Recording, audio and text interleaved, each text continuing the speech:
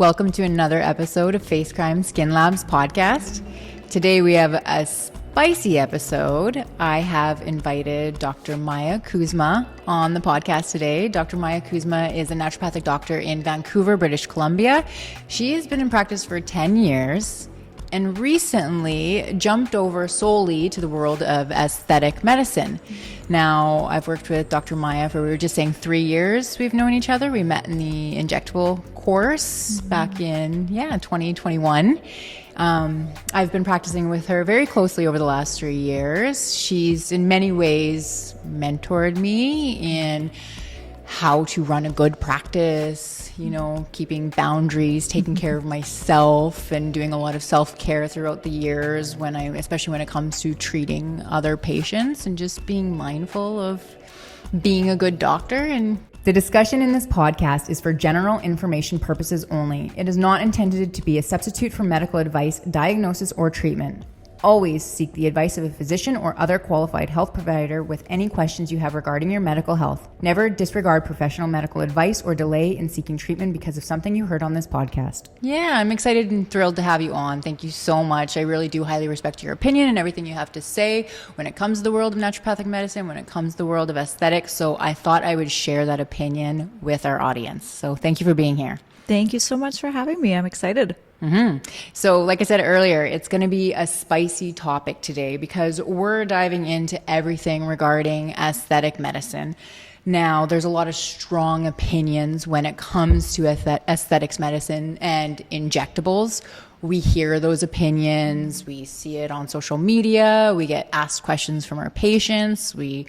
Questions from our family members. And I really want to touch on some of these topics today. Now, that being said, these are our opinions that we're going to give our audience, and these opinions are based on our education, our knowledge of the treatments that we do, and our patient experiences. So again, take it with a grain of salt and always formulate your own opinion. We're here to share ours and help answer some of your questions regarding aesthetic medicine. All right.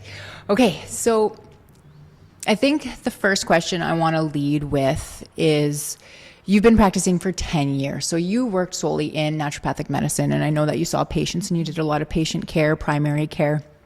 What made you leap from that to aesthetic medicine?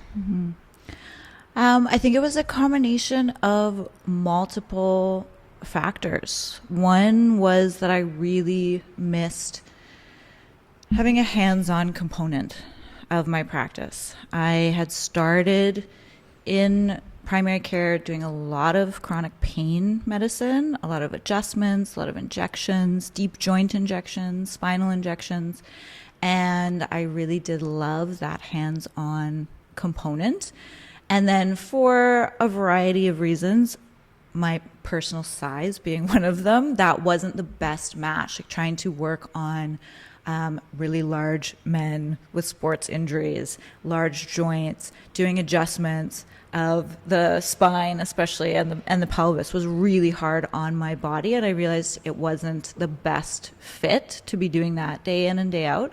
So I transitioned and kind of fell into working with complex chronic disease, Lyme disease, MS, and other autoimmune conditions, mental health, Crohn's, colitis, chronic viral reactivation, really intense work that I loved, but was really, really tough. It was tough at the end of the day on me. It was tough to carry the weight of that kind of practice. It was tough to watch people go through so many severe symptoms and be fairly unsupported by the conventional medical system. And although I loved it, it was really burning me out. And then COVID hit, and we were one of the only clinics that stayed open in our area, and we became primary care providers for a lot of people. And it was hard. It was a really controversial time. A lot of our medicine was being silenced. Our opinions were being rejected or scrutinized in a way that was really challenging. Plus we were locked down, but I was still working full time and seeing patients day in, day out. So it was just a combination of a lot of different things kind of coming to a head where I felt like I needed a change. And I thought I would just dabble in aesthetics like so many naturopaths think. I thought, oh, I'll just do that a day or two a week and it'll be like this little break from this stress. But very, very quickly I realized it is a type of medicine that should not be dabbled in that inconsistently. I felt like I had to give it the weight that it deserved, that it is an art, it's a science, it's serious business. I needed to be doing it constantly to improve my skills, both for my own confidence level, but also I didn't want to do a disservice to my patients to be doing it here and there. And then I also really loved it. Mm-hmm. So all of that made it a pretty easy shift to go from doing it part-time and then you saw me extending my hours at Caviar, increasing the days that I was at Caviar, and then seeing how I responded to that, my partner commenting on how I responded to that shift, that I was so much happier, I was so much healthier. Mm-hmm. It just became so crystal clear for me that there was not even a decision in that. It was just evident that this was the right way forward. Okay, good. And I'm glad you're at the clinic because with that experience, I feel like you've taught me in a very short time how to take better care of myself being a practitioner, because I think you went through it. And I know that when you see me with my naturopathic patients, you can tell when I'm, burning the candle at both ends, and you provide that insight because of your experience. So I do appreciate that. And yeah, we have fun. It is like the art side of it is a lot of fun. We show each other befores and afters and our stories. Yeah, I love that component of it. I felt like when I chose medicine, I was at this crossroads where I really enjoyed art. Like I draw portraits, I played classical piano, I was a dancer, and I hit this point where it felt like I had to go art or science. Like you really do have to commit yourself to one or the other, or so I thought. And I abandoned a lot of that. And so to be able to circle back to that side of the brain getting reactivated day to day, it's been really exciting. And it's so cliched, but it is this perfect combination of art and science, which otherwise is really hard to find in medicine.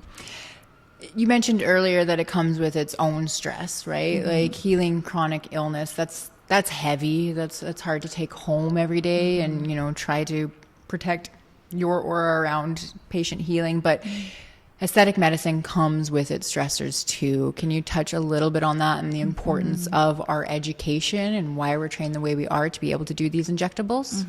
Yeah, I had a new ND asking me about that actually on the weekend. And I was saying that when chronic disease, especially chronic complex disease, the stress is kind of always up here. And you're trying to figure out how to unwind from that and not take it home, but you end up taking it home because there's always more research to be done. There's a lot of different ways that those patients need support with trying to get them referred to the right specialist, even though we don't have referral rights, trying to get the right lab tests, even though our hands are somewhat tied as naturopaths with how we can run different tests or get them covered by MSP or not get them covered by MSP. So your stress is just kind of chronic and constant. Whereas with aesthetics, I find that many days it's not too bad, but then when it's bad, it's really bad. So you get these spikes in intense fear, concern. The stakes are so high. This patient could go blind. That's what you're dealing with. So you have really good days, but if you have a bad day, they're bad. They're bad days. They're real bad. And so I was trying to explain that to this naturopath. You just also have to figure out what your temperament is. There's not not everyone can handle that side of it, and it can look, especially on social media, really great. You see a lot of injectors, for some reason, they post a lot about like their clothes and luxury bags and trips, and sure, that could be part of it, but if you're seeing thousands of patients in a year, you're also seeing some things, complications, and you have to know how to deal with that, and that's not that glamorous, but that's a much more important side of it than the luxury side. And knowing how to deal with it. When it comes to nutraceuticals and naturopathic medicine, some people can react to something like a vitamin C, you know, that might be too irritable on their gut lining, and that comes up and you troubleshoot it, right? With our aesthetic medicine, people can react in ways that we've never seen before. And that's where, you know, we have to continue our education, and we provide that care for our patients, and we're reaching out to other mentors or people that have maybe been in the industry longer than us and always seeking answers. So yeah, definitely important. Now, tell me a little about the schooling that it takes to become a licensed injector, the schooling, the education, because as far as I'm concerned, naturopaths just prescribe supplements, right? So can you tell me a little bit about that? Yeah, I always laugh because I have some patients who are like, I want to do what you do. Like, how do I just do this? They're like, it's like a couple years, right? I'm like, no. Becoming a naturopathic doctor who's also an aesthetic injector is also one of the longest roads to aesthetics, because you do have to do a bachelor's first. So you're looking at 3 to 5 years of post-secondary training before you go to naturopathic medical school for 4 years, typically. Then you can do a 1-year residency, which is what I did. So my bachelor's was 5 years. Naturopathic school was 4, and then I did a year-long residency. So it was 10 years before I was even seeing patients on my own consistently. Then from there, you basically know a lot about a lot of different things, but you're not excellent at any of them. True. Which is true of medicine in general. You come out knowing how to practice medicine safely, but to really be great, you have to hone in on an area. And if you want to hone in on aesthetics, you're looking at separate certifications for Botox, for therapeutic Botox, for aesthetic Botox, for PRP, for fillers, for different areas of fillers. And that, I mean, they're always changing it, but now I think it's a 2 or 3 year process to acquire and work your way through that certification system. And then even at that point, you can do it safely, but arguably you're not that good. So then that hands-on experience of doing it day in, day out, finding mentors, finding extra courses, doing extra webinars, going to more complications courses, just layers that education on to a point where I don't think you're ever done. No. Ideally, you're never done, or you at least have that beginner's mindset where you feel like there's always more to be learning. Well, the industry's changing so fast, right? Graceful aging, anti-aging. There's so much money invested in that I find that there's always a new technique, there's always a new product on the market, something to learn, something that we learned 3 years ago that we're unlearning now, right? So it's always changing, and that's just medicine. That's just medicine in general. It's always changing. It's old news. If it's, 10 years ago, chances are it was probably wrong, or it could be done better. And yeah, that speaks to our training. I think that's something a lot of people that want to be injectors, because you hear that so much now, it's trending so much. People going to nursing school or naturopathic medical school to become injectors is that there's a lot of work after you're done school and a lot of investment. The money that goes into these courses and trainings and flying to Europe to do cadaver labs, and it adds up. Oh yeah, you and I are always laughing where we find a course and it's like, how much is it? $5,000. $5,000. Another cadaver lab. How much? $5,000. Filler course, $5,000. So you're constantly investing money to increase those skills. And if you're not, then you're resting on your laurels and you're doing what you learned initially. And like you said, there's so much we're constantly actually unlearning, where we're realizing what we learned initially was maybe not the best technique, maybe not the best product, maybe not the best approach. You kind of have to balance these ideas, these conflicting ideas, if you never want to be the first person doing a new technique, but you also don't want to be doing the same thing for 20 years and refusing to grow and expand and kind of stubbornly holding on to something that truly isn't serving your patients anymore, no matter what area of medicine. Exactly. So paying for education, going to the seminars, the trainings as often as possible is just going to make you a better doctor and stay on top of the trend. It's costly. Our insurance is a lot higher than most practitioners because of the risk that comes with our procedures. But also insurance, just even like annual dues, having and holding all these certificates, right? So it does come at a high price. And I think that does add a little bit to the stress of the job, but it also, I think it puts qualified people into these positions. Now, speaking of qualified people, how come I can't just go to, my girlfriend's Botox party because her brother is injecting Botox and he's up visiting from Texas, right? Like, why not him, and why this really expensive doctor in Yaletown? Yeah, of course. And we're seeing that a lot. I mean, we're a heavily regulated province, which helps. However, there's still people that fall through the cracks of that. There's still people who are injecting out of an apartment or at a party, and they're not qualified, and people are still going because it's cheap or it's free or whatever. But there's such great concerns with a few different components of that. One of which is that if you're not licensed in BC, you cannot buy from regulated companies. So, for example, Botox, Nuceiva, filler companies like Stylage, they will not sell to people who aren't licensed. They want to see your license, they want to see your insurance before you can even set up an account with them. And that's great. That really protects the public.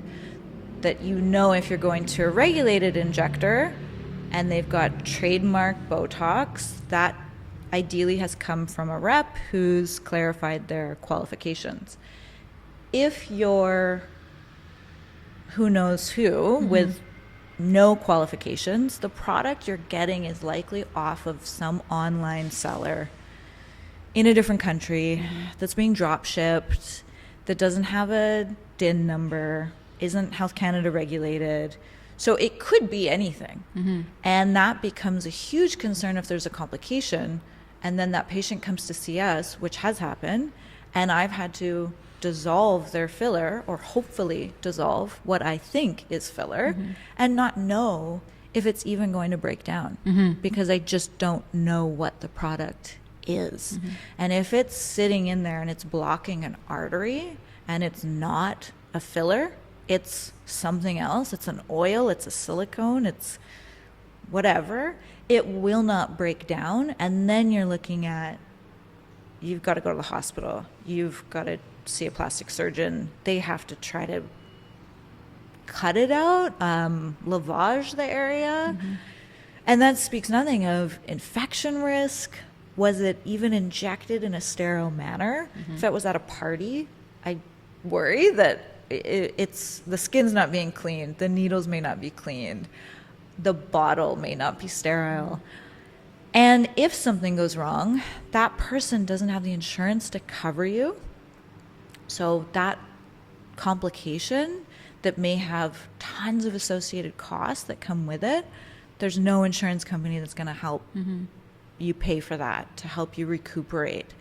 Whereas if something happens in our office, even if someone slips in the lobby, we have insurance for that. We have insurance for complications. We have insurance for aftercare to ensure that someone gets the help they need and isn't also thinking about a huge bill at the end of all of that.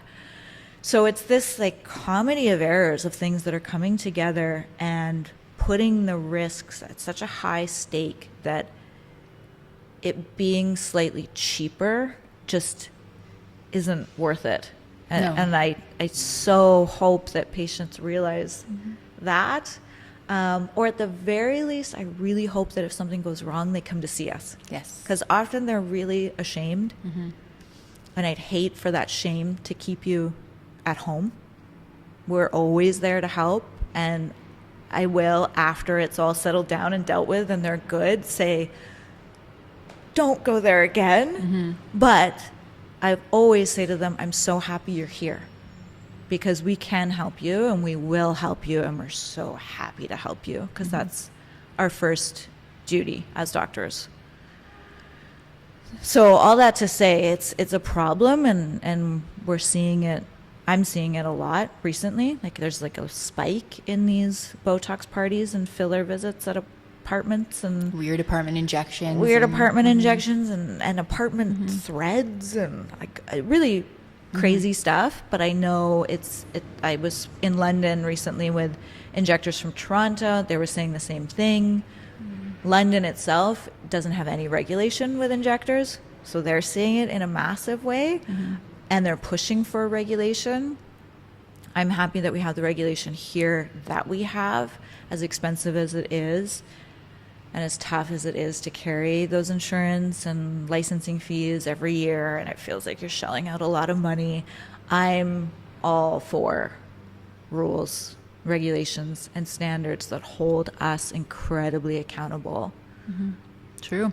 And I feel, in my opinion, that if you're needing to do Botox parties, maybe you're just building up your career as a new injector. Okay, I get that. But if you're constantly running around the continent doing these Botox parties, one time in Ontario, one time in BC, maybe you're not the best injector, that you don't have a busy practice in the first place.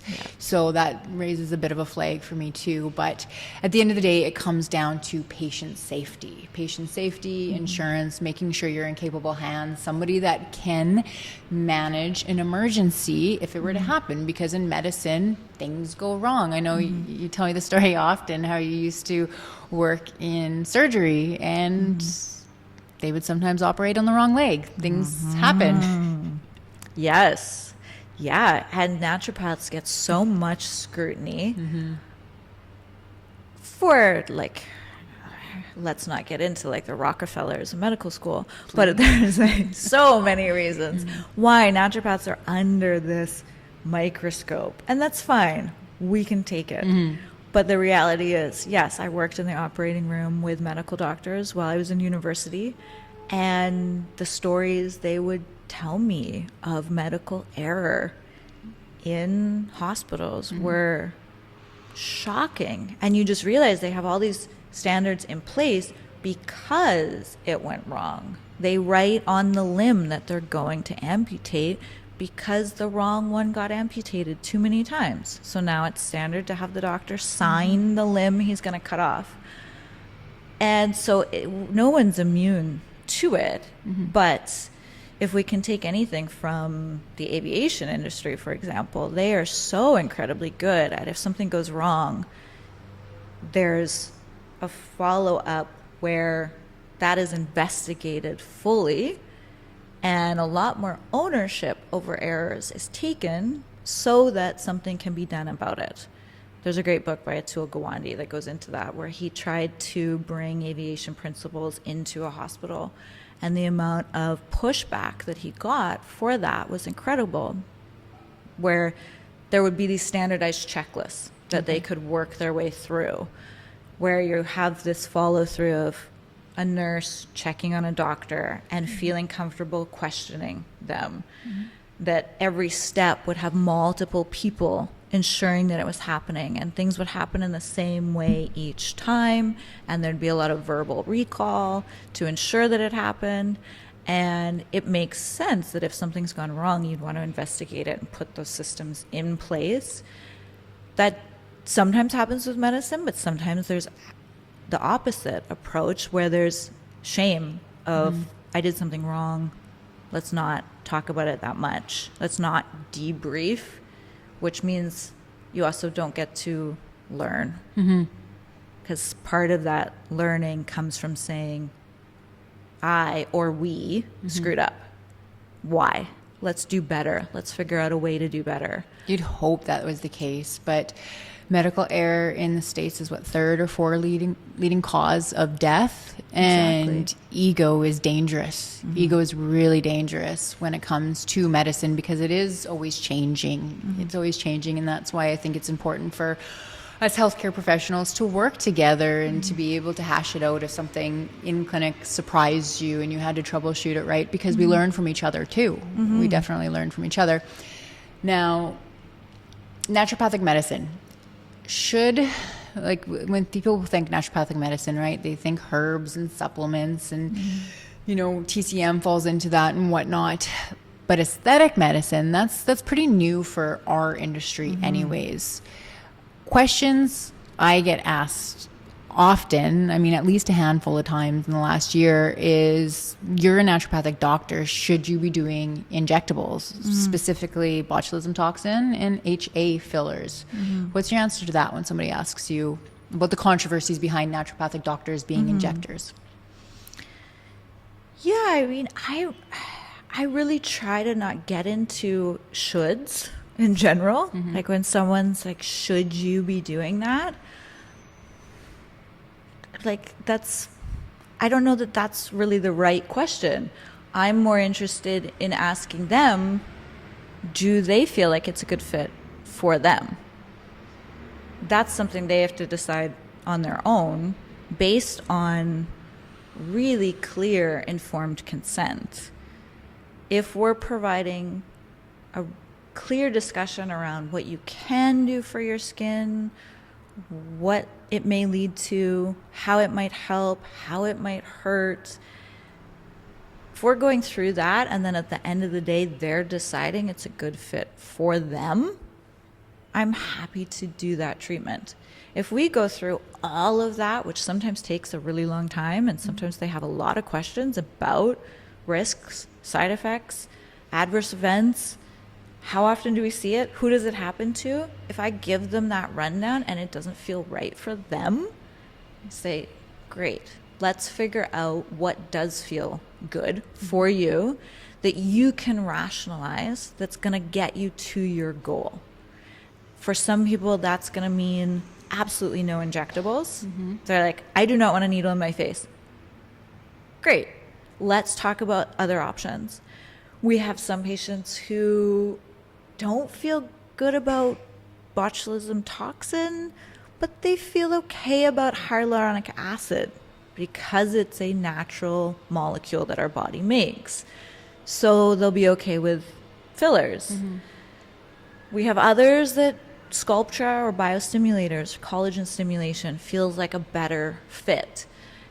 Everyone is making their own framework, not just with aesthetics, but with their entire lives, with what feels good, what feels right, what they can rationalize, what they can't accept. And I'm interested in walking them through creating that framework and really getting to a clear one for themselves. Whether I should do it or you should do it or their neighbor should get it, so doesn't matter. And I would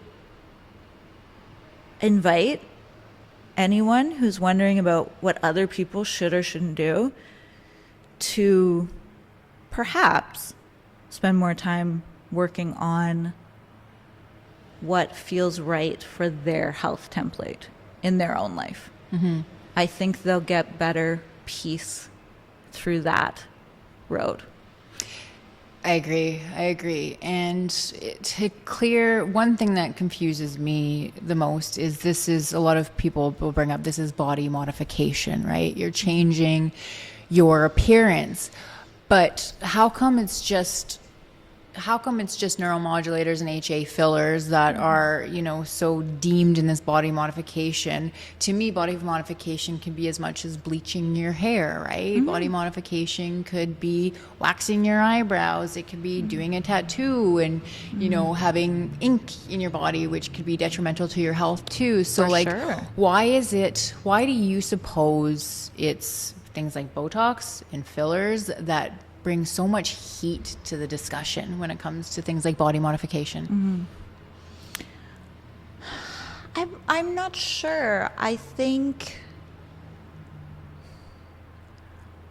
I see it not only in aesthetics, but I see it generally in the world that people are very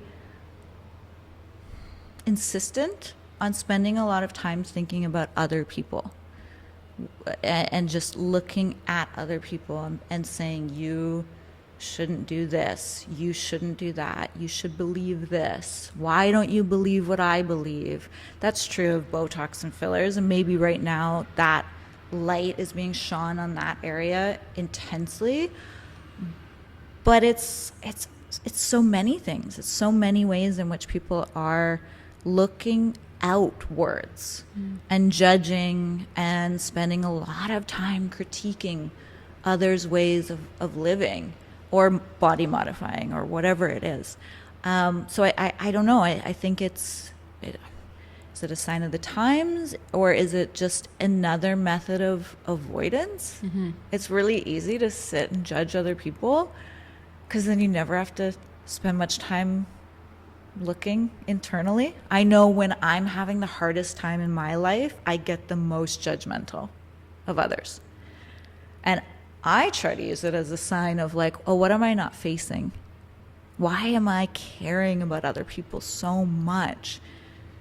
It's probably because there's something I don't want to sit with here. Because when I'm really happy and finding so much joy and love and caring for myself and enjoying my family and enjoying my partner and working on my purpose, oh my God, I don't care what other people do. It doesn't even occur to me.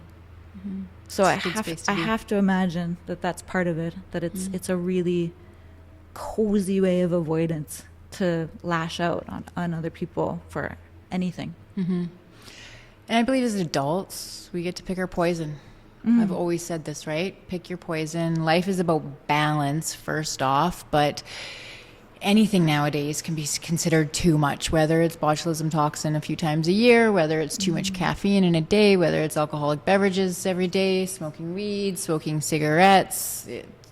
You know, as an adult, that's the best part, is you get to pick your poison. And then when you come to a healthcare practitioner such as ourselves and you're deciding to take the route of injectables, it's that informed conversation piece that we have with patients. So going back to what's best for the patients, and, you know, should naturopathic doctors be injectors? I know I hear your guys' conversations with patients, and I reflect on my own. We give patients their informed consent, and when they ask questions, we answer those questions. And sometimes they ask hard questions like, what are the long-term side effects of this, right? If I freeze this area, is it going to do something funny in other areas? I had a patient last night. She goes, she comes in for neuromodulators in the forehead, and she goes, I really want to do it around my eyes. What can I expect to go wrong? And these patients ask these questions, and I feel like we are full disclosure with them. We give them their answers. And I know myself, I can speak for, and I know you practice ethically a lot of the ways I do too, but if that patient doesn't know what they want, we don't tell them what they're going to do. A lot of the times we send them packing and we say, have a think on it. I'm not going to go and modify your lips or change your face in any way if you're just not that certain yet. And because that's where complications arise, and I feel like that's where it becomes unethical. And we're good, as trained naturopathically, we're good at really listening to our patients and, you know, teasing apart what might be, which we don't see a whole lot of, but like a body dysmorphia versus, you know, you're down on yourself because you were out all weekend drinking, you're dehydrated and you don't feel good about life right now and you actually just need an IV. I feel like we can read a room and help guide our patients in the best direction. Absolutely. That's one of the reasons why I love our medicine, is it had so much of a foundation around listening, empathizing, taking time. We were really encouraged to have longer visits with patients, and I think we've transferred that into aesthetics in a really important way, that they're not being rushed in and rushed out. We're not forcing treatments on them. We're taking the time. We're absolutely willing to take the financial hit of going, okay, we talked for 30 or 40 minutes because they had so many questions and we really wanted to ensure they understood everything. And then at the end of it, we came to the conclusion that actually this treatment isn't the right thing for them. So we're going to refer them to someone else or for a different treatment, or just send them on their way and let them know they can come back at any time if they change their mind or if it feels like a better fit. That is unpaid time at the end of the day, but I think we're really willing to have those conversations knowing that that's what's best for our patients. 100%. And that's important. I went as far as there was a young lady that was, thinking about doing her lips, and she was nervous and she had a million questions. We spent a meet and greet together. We had a consultation. The day comes, she planned it. I had the numbing cream on. I was about to inject, and I could just see her jugular vein, right? And it's just like her heart rate's not slowing down, but she's not telling me that she's not comfortable, right? And she just was not feeling good about it. And I just said to her, I said, look, I can tell you're nervous, and it's not going to break my heart if you still say no at this point. She's got lidocaine on her face. She's completely numb and swollen already. And she says, Doc, I really don't want to do it. And I was like, it's time for you to go home, right? So we were this close, and I could just see by her, her anatomy and her physiology happening in front of me, like this is not a good thing. And she was grateful for that. I never saw her back again, thank goodness. And that's something I think that's really important is, people assume you guys just do Botox and filler, but it's so much more than that. Can you touch on what more we do when it comes to specifically aesthetic medicine and inside out healing and other treatments we offer? Yeah, we have such a huge toolbox of options so that it's great if someone doesn't want to do Botox or filler. There's so many other things we can do. We have regenerative medicine, which is using your own blood to improve skin health. So specifically that would be PRP, platelet-rich plasma, or platelet-rich fibrin. We have more mechanical ways of stimulating collagen growth, like microneedling with radiofrequency, or injectable ways of stimulating collagen, which aren't fillers or Botox, but there's something called biostimulators. An example of that would be Sculptra, which is injected in and increases collagen growth from the inside out. You offer intravenous care where people can get vitamins and other nutrients directly into their circulation system. We have more holistic facials that are a great option for people who don't want anything needle-based at all. We have supplements on site to support internal health because we know of the way that influences skin health. I refer patients to you for hormone balancing often, or gut health support, especially if they're struggling from something like acne, where an injectable isn't really going to be the thing. I mean, they might want that for other reasons, but if they're dealing with breakouts, they may need to work on gut health, hormone health, liver support, etc., or all of the above. And we have that in-house as well. Am I missing anything? That's a lot. We offer a lot. Like, is that enough? And we're always thinking about what else. We have some lasers. We do also happen to offer laser hair removal. And I think we're always wondering what else is out there. How are things changing, especially with regenerative medicine? It's a really exciting time. I think we're on the cusp of a lot more happening with that. But that also means there's a lot of snake oil out there where I'm seeing a lot of things that are promising to be the next PRP or stem cell like. And I'm just waiting to see how the dust settles with all of that before I can really get behind it. I think we all do that. We wait a little bit, new medicines, things that are like promising the world. I feel like we all take a little back seat. We want to see the research first. And usually the US kind of does it for us. Like they'll bring something new and then realize, eek. For sure.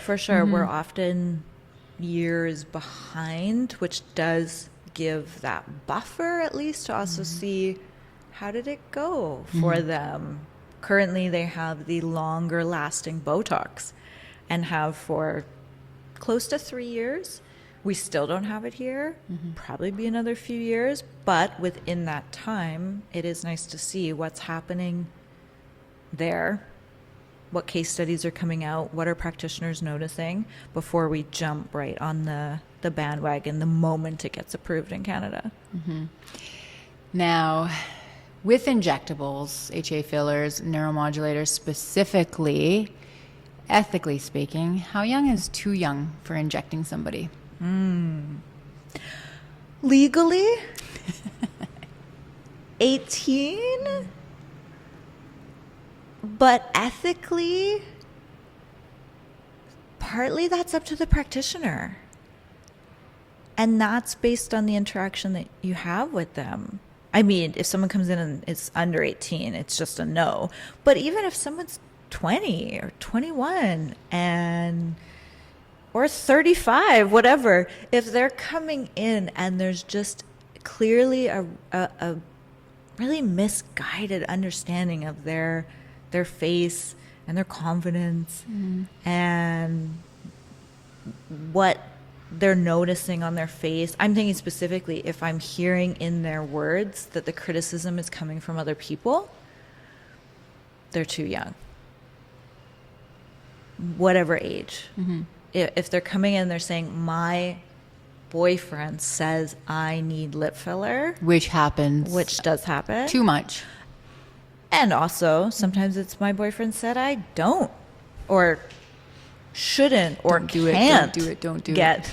I don't mind if they're saying, hey, you look great. I don't know if you need that. Sure, that's nice. But if they're saying, you can't do this, there's a lot to unpack there. Or if a mom is saying, my daughter needs Botox. Have you heard that? That's unfortunate. When it comes to younger patients coming in for some of these treatments, I think something that's important to point out too is, genetically speaking, people age differently, especially aesthetically on their face. Now, I mean, I waited until I was 35 to start doing my first cosmetic treatments, and thank goodness I didn't have wrinkles up until the age of 35. But I do have 22-year-olds with forehead lines, like deep forehead lines. These young women or men that come in and they're like, this is what my dad's forehead looks like, but it's 100 times deeper, right? So to me, again, informed consent, having conversations about starting neuromodulators this early in life, you know, things we don't know about starting this earlier in life, and giving them the choice at the end of the day. They're still an adult. They can vote. They can buy alcohol. They're 22 years old. Chances are they've maybe even finished a university degree. If you're seeing that type of aging at that age, I think you should be able to have the choice. Absolutely. Yeah, I think that's where that clinician awareness really comes into play, because you know when someone comes in and they're 19 and their forehead is perfectly smooth and they're maybe saying, yeah, they're getting directed here from a family member, or they're copying someone, or they've watched too many TikTok videos, and you can kind of use your discernment with that is one type of young patient presenting to you.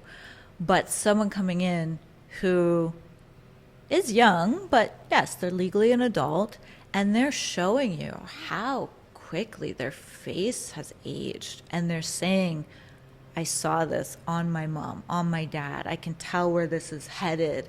It's already so noticeable. I don't know what to do. And you have something that can help. That's a different case, and it still needs all of that informed consent, but I think the comfort level of feeling like this is at least an indicated treatment helps, and helps us to think of that young patient in a different, we kind of just put them in a different category in our mind, and we have some different conversations talking a little bit more about prevention and what this could look like if they start this soon, how that could work over the trajectory of their lifetime. Let's wrap it up today on one more kind of big topic we could probably do a whole podcast about, but let's talk about limitations of our practice and when we say no and when we need to refer out. What does that look like? Can you think of an example of a time where, or times when you've had to just be like, no, this is not my practice. Maybe I can help, but here's another doctor. For sure. I think I'm doing it more. I'm referring out more now than ever before. And partly that comes with experience of realizing what I can't help with and really honoring that, specifically when it comes to neck laxity. When the laxity is so noticeable that the skin is really hanging. I think maybe earlier in my career, I would have said, we can do this, we can do that, we can throw all these things at it. Whereas now, I had someone the other day, I was very quick to say, just so you know, you can spend thousands doing microneedling with radiofrequency and a bit of Botox, and maybe we fill in some of the lines. But that laxity, the way the skin is hanging off of the neck, is going to see a marginal improvement. And you're going to spend a lot of money to get a very small change. What you likely need, or at least need to have a consult on, is a surgical neck lift. And that happened just the other day, but probably a couple times a month, specifically for the neck. I'm recommending people go and, if they're interested, have a surgical consult on that. The other limitation is fat dissolving. I do fat dissolving injections. I love them when they're used on the right candidate. I'm finding I'm having a lot of people come in inquiring about it who are not the right candidates. It's really helpful for minimal submental fat that is pinchable. It's not great for excessive fat that is throughout the neck area. And so I think same thing, probably once a month, if not more, I'm having that frank conversation with people to say, I'm not going to put you through 5 fat dissolving treatments that have swelling, downtime, they're uncomfortable, to get this minimal shift that at the end of it, I suspect they would actually be quite disappointed at how much they've spent and how much time they've put into something that wasn't the right treatment. It's also not even indicated for that. Belkyra and Kybella are very clear about who is a good candidate, and someone with extensive submental fat is not a good candidate. An example. So you get that a few times a month. How many times in a day do you get this? I want my face to go like this. Can you do this to my face, doctor? Oh my God, at least. I mean, I get it in the room at least once, and then I get it in my own mirror. Also, I'm doing it once a day. Yeah. Oh yeah, we see that a lot. And I think partially that's social media distortion, that there was a look out there that was really snatched. Like people were pulling their face back with surgery or tape, even in some cases, or threads. There was kind of this fox eye thing. So we're seeing that effort in the room, and having to again have conversations about the limitations of our medicine, and that if they see their favorite celebrity with their face like that, chances are it was they've had plastic surgery, or they've edited the photo. It likely didn't come from an injectable alone.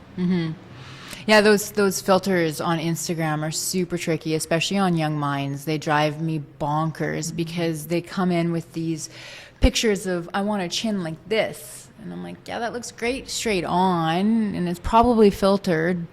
or it could be filler, but can I see her side profile?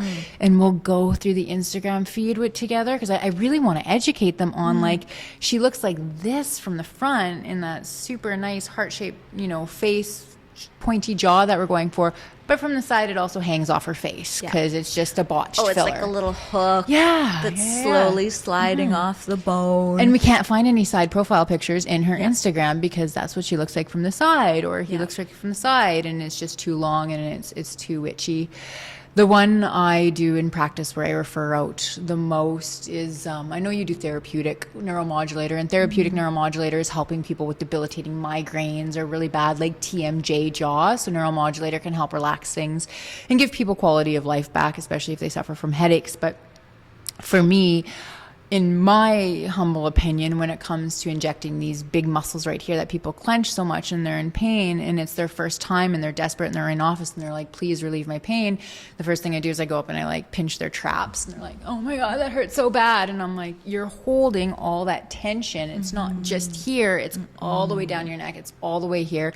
Have you ever tried physio, IMS? And they're like, no, that's an option. I'm like, yeah, because it's something I do, because we've done this before where we've done this injection on me, and me being closer to 40, I lose that volume in my face. It's not flattering, although it gives me relief from my grinding in my teeth. But physio, I go and do that where we release the muscle and we release the shoulders and everything relaxes. So I would rather have them, try all of those things first before, doing a very pricey procedure that they have to keep up with, because it's not going to actually help with the tension all around.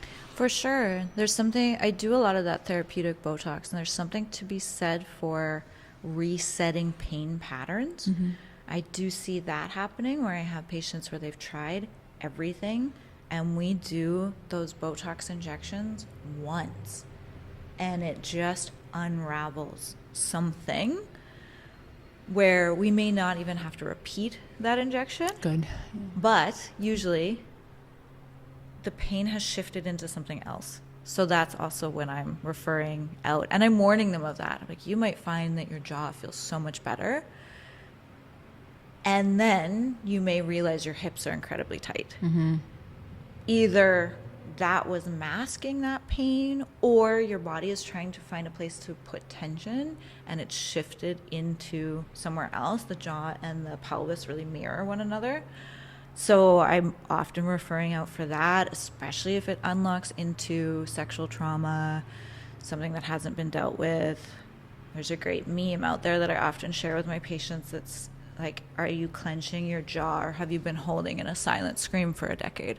Ooh. And it's like, yeah, when we're working with pain, there's a lot there that's often not just, I kind of grind my teeth when I sleep. There's something that might be unmasked that then has to go somewhere else. And I have to send them to the right people who can unravel and walk them through that part of it, if they're willing to go there. There's so many layers to what we do, and going back to being naturopathic doctors who work in aesthetics, I think people, I don't think, I know this, a lot of people do come to see us because we are naturopathic doctors. We hear that on the daily sometimes, and it's because we're listeners. We provide informed consent. These patients are going to do it anyway. Sometimes I'm glad they end up in our office, because the industry is tricky. I mean, it's not perfect by any means. And you know that when somebody's having a down day, they don't necessarily need treatment, but somewhere else might put too many syringes in somebody's face. So I do think we're really good for the job. And I mean, that shows in our patient rapport and coming back to see us since we started, and just, you know, trusting that we're going to do the best for them with the knowledge we have at the time. And I'm quoting you when I say that. You say, you know, we do the best that we can to our ability with the knowledge that we currently have, because knowledge is changing, education is changing, the industry is always evolving. And when you're picking a practitioner, you want to see that they're actively, you know, learning all the time. And that's something we do. We go to dinners, we go to trainings, we go to Europe. We're always actively participating in what's new in the injection world, what's new in techniques. And I think that's important when finding a practitioner. Absolutely. I think if someone's going to see us or anyone, I really recommend they ask, where were you trained? How were you trained? Are you licensed? Can you show me your license? Do you have your City of Vancouver business license out? Do you have your malpractice insurance?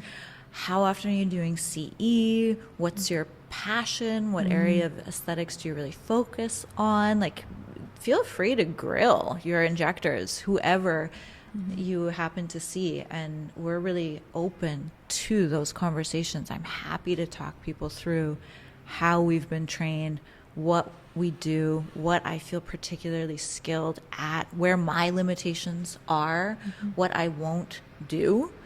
And I'm quick to remove something off of my treatment template as well. If I just feel like I've gathered more information and maybe I don't feel so good with a technique anymore or a product, pretty quick to run to our receptionist and say, like, take that off my booking menu. We've got to adjust. We've got to find a product I'm more comfortable, or we've got to find a trainer who can approach this from a different way. I want to feel more confident with our skills, given that something new has come our way.